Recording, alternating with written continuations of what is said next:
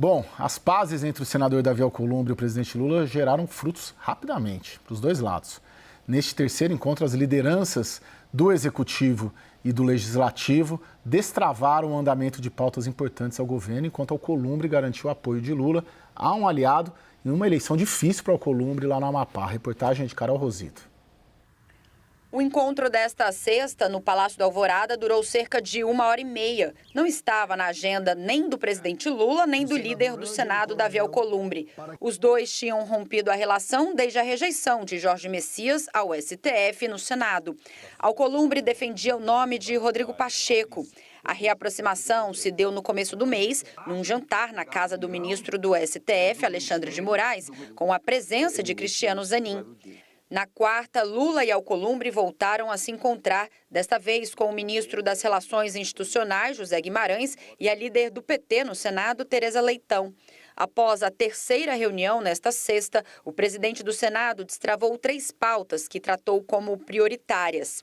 A PEC do fim da escala 6x1, a PEC da segurança pública, que amplia os poderes do governo na área e tenta reforçar o combate ao crime organizado, e o PL dos minerais críticos. O projeto cria uma política nacional para as terras raras e incentiva pesquisas, extração e beneficiamento desses materiais no Brasil. As 3 propostas são de forte interesse do governo. Elas agora vão para comissões do Senado, onde passarão pela análise dos parlamentares antes de irem ao plenário. A PEC do fim da escala 6x1 é o grande foco do Palácio do Planalto. Lula e aliados veem o tema como popular e como um espaço para garantir mais apoio do eleitorado, sendo uma bandeira durante as eleições. No entanto, o Congresso só deve finalizar as votações depois do pleito. Alcolumbre também buscou ganhos eleitorais com a retomada de conversas. Lula se juntou ao senador para apoiar o aliado e candidato ao governo do Amapá do União Brasil, Clécio Luiz, que está atrás nas pesquisas. Lula deve viajar para Macapá, capital do estado, para reforçar a candidatura de Clécio. Cristiano, qual a sua aposta? Essa PEC passa antes da eleição? Muito difícil, Caio. Porque o presidente do Senado, ele fez um gesto, disse que ia destravar, mas se as pessoas olharem aí, entrarem no sistema lá, vão verificar que a PEC ainda não foi oficialmente enviada à Comissão de Constituição e Justiça. Então, isso deve acontecer talvez só na próxima semana. Uma vez chegando nessa comissão, que é o primeiro estágio dela lá no Senado, Caio, ela vai ter que ser designado um relator. E o relator vai precisar analisar, de um tempo para analisar essa PEC e emitir o parecer. É muito natural também que setores contrários a ela peçam para que tenha pelo menos uma audiência pública para discutir essa proposta. E mesmo depois que o relator apresenta esse texto,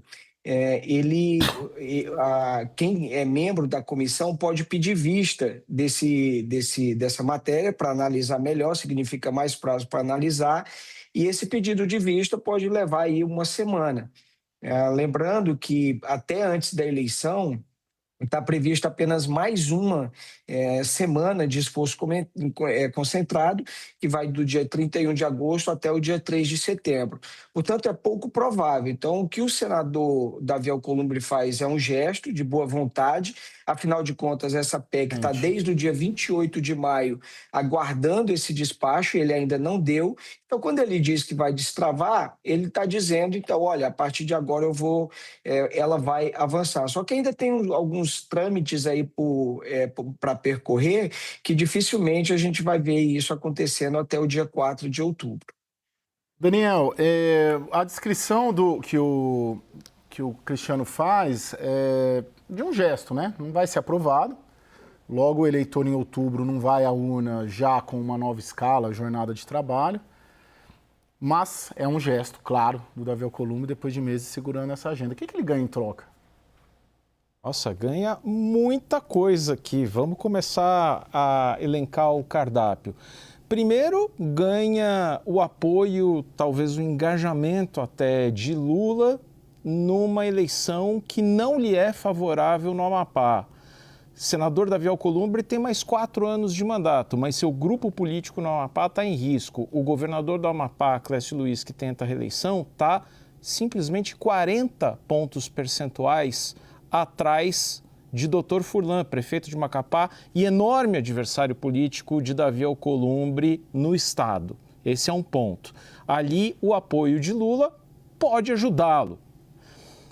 Em segundo lugar, há uma percepção de boa parte do mundo político, e por que não de Davi Alcolumbre, de que as investigações da Polícia Federal, principalmente relacionadas ao caso Master, podem ser aceleradas ou freadas em alguma medida por desejo ou manipulação ou instrumentalização do governo, do Palácio do Planalto, do Ministério da Justiça. Ter o presidente da República a seu favor é bom nessa equação. E, principalmente, isso é inegável, existem inúmeros cargos no governo e nas agências reguladoras. No governo são de livre nomeação, mas as agências reguladoras ou o CAD, por exemplo, são cargos que estão vagos, com interinos e onde não basta o governo indicar os nomes que quer. É preciso aprová-los no Senado. Sem isso, nada feito. E aprová-los no Senado, depois da rejeição a Messias, rejeitar um nome para o CAD ou para a Agência Nacional de Águas, passou a ser fichinha para Davi Alcolumbre. Thaís, hoje a gente já viu uma reação ali do setor produtivo, da Fiesp, Paulo Scaff, CNI, e eles fizeram uma movimentação, depois que foi aprovada na Câmara, bem sucedida, né? Conseguiu travar até hoje. O que está sendo planejado daqui em diante? Pelo setor privado? Estão contando muito com o adiamento, mas ninguém acredita que não vai passar em algum momento, né? Essa é uma realidade que vai acontecer.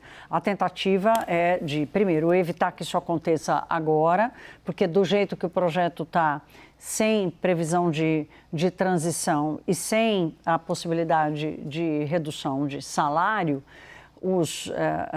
a previsão de choque de custos é uma coisa enorme. Então, assim, taxa de juros mais custo de mudança de regime de trabalho, isso sufocaria as empresas, né? Então, por uma questão de conjuntura e por uma questão de qualidade do projeto. Mas está todo mundo já sabendo que essa parada vai acontecer, né? Não tem mais como escapar disso. E há uma atenção exatamente para entender, assim, qual é a força dessa reaproximação, para entender, assim, o receio. Hoje eu ouvi uma coisa muito interessante, né? Falou assim, olha, a gente está assistindo a um fortalecimento do Alcolumbre, né? Ele tá, de alguma forma, ele sai ganhando nessa reaproximação. Agora, o que ele se comprometeu a entregar para o Lula? Porque se, por exemplo, não for aprovado esse ano, mas ano que vem ele tiver chance de ser reeleito, mas tiver que entregar a aprovação do jeito que for, sem fazer uma revisão do projeto, a turma olha e fala, ele vai entregar isso, né? Não importa toda a pressão que a gente tenha feito e toda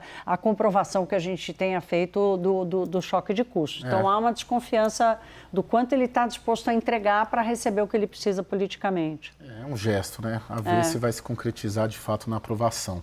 Tem um outro fato importante do dia, né? O Itamaraty comunicou aos Estados Unidos oficialmente sobre a abertura do processo de reciprocidade contra o tarifaço. O processo de reciprocidade deve ocorrer pela CAMEX, né, que é a Câmara de Comércio Exterior do Brasil, com mapeamento dos impactos das tarifas e realização de consultas públicas. Nos Estados Unidos, as tarifas de 25% e 12,5% foram definidas após cerca de um ano de processos. E no caso brasileiro, não é esperado que uma decisão de reciprocidade seja tomada ainda em 2026. Cristiano, esse processo, você trabalha com alguma aposta, vocês da Arco, onde vai desembocar essa retaliação, reciprocidade, essa negociação? Qual que é o rumo que vai tomar?